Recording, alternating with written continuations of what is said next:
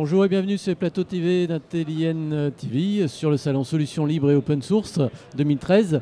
Avec moi deux personnes de Microsoft, Frédéric Hartz, bonjour, et Alfonso Castro, bonjour. Bonjour à tous.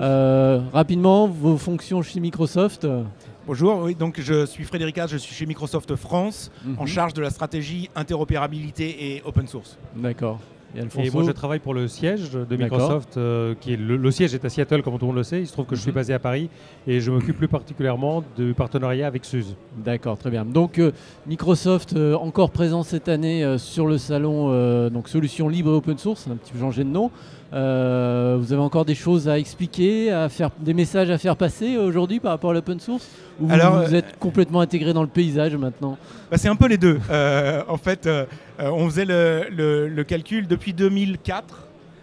On est présent sur le salon Solutions Linux Open Source.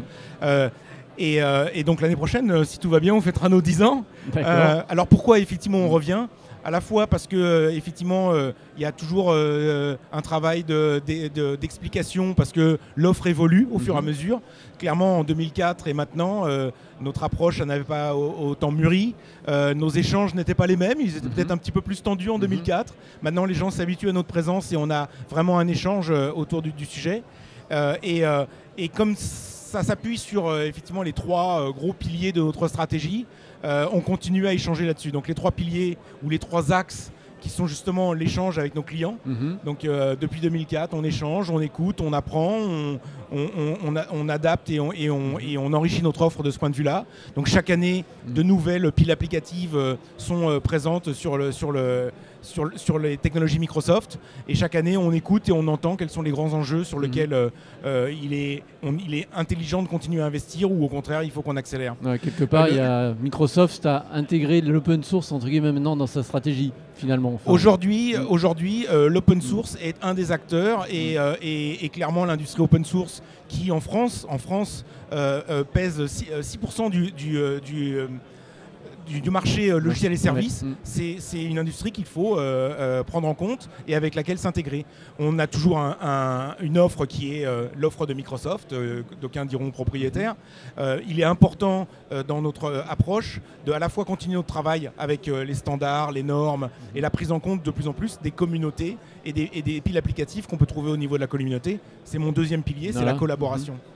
Et le troisième pilier, j'allais dire, ou en tout cas le troisième axe fort, c'est le cloud. Alors dans notre stratégie, vous entendrez souvent parler de device and cloud. Pour revenir sur le point précédent, un des axes de travail avec les communautés, c'est notamment au travers de notre filiale, pas uniquement, mais au travers de notre filiale Open Technology, qui a aussi un an cette année, et qui concentre bon nombre de collaborations avec les communautés. Et quand je disais Device and Cloud, typiquement, c'est au travers de notre filiale Open Technologies qu'on va retrouver dans cette stratégie device notre capacité aussi à avoir des gens qui développent sur Android, sur iOS et qui puissent s'intégrer sur le cloud. D'accord. Et donc le cloud, c'est le cloud privé, public, hybride. Sur le cloud public, si je devais rendre compte, si je puis dire, de notre avancement, aujourd'hui on a de grands clients qui nous font confiance, qui ont, je prenais l'exemple tout précédemment de la session plénière d'un client comme legeek.com, qui a un patrimoine applicatif complètement Node.js, avec des compétences développeurs Node.js, qui a fait une étude pragmatique de quelles sont les solutions cloud qu'il pouvait trouver à sa disposition, et qui a choisi de mettre sa pile applicative Node.js sur Azure, avec des enjeux qui sont quand même forts. 400 millions d'images aujourd'hui, 1 milliard d'images dans leur catalogue, c'est cette partie-là qui est gérée. Ils font confiance, et c'est pas une maison Microsoft, c'est pas une maison qui nous est acquise, c'est vraiment des gens qui ont fait un choix pragmatique par rapport à ça.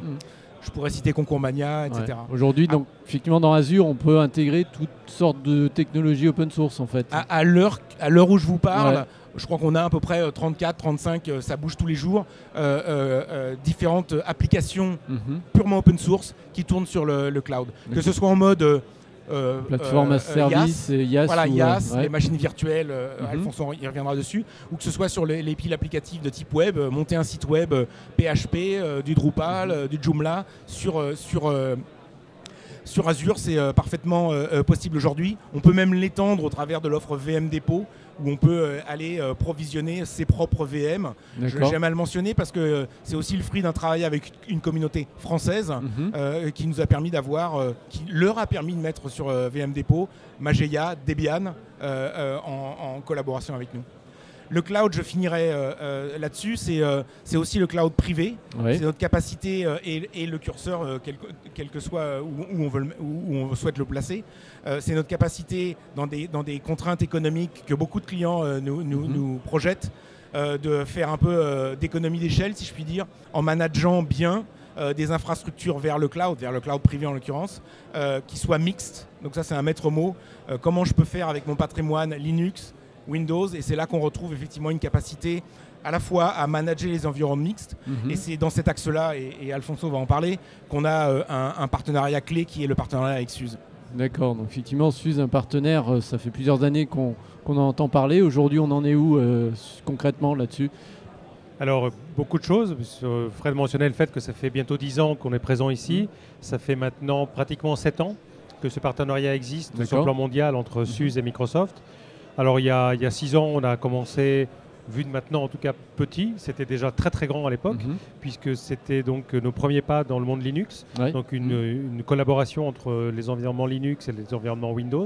Ça s'est étendu au fil du temps vers l'administration de système, avec la connexion de nos deux plateformes, SUSE Manager pour ce qui concerne SUSE et System Center pour ce qui nous concerne, afin d'homogénéiser justement l'administration de l'ensemble.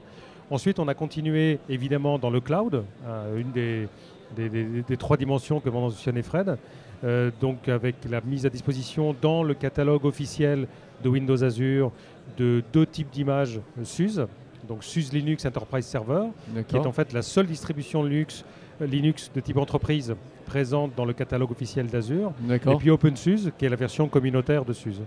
Et puis tout dernièrement, il y a 1 mois et demi, nous avons annoncé une collaboration entre SUSE Cloud, qui est la nouvelle offre de cloud privé de SUSE, et Hyper-V, de manière à mieux, là encore, réunir les environnements. Mixer les technologies, en fait. Voilà, exactement.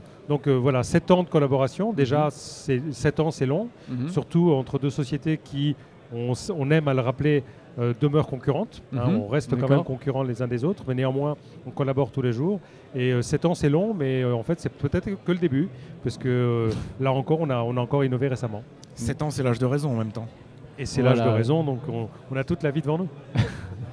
Ok, très bien. Bah, écoutez, je vous remercie pour cet passage en revue un petit peu de l'état de Microsoft et des relations de Microsoft avec l'open source. Bon salon, à bientôt. Au revoir. Merci beaucoup. Merci.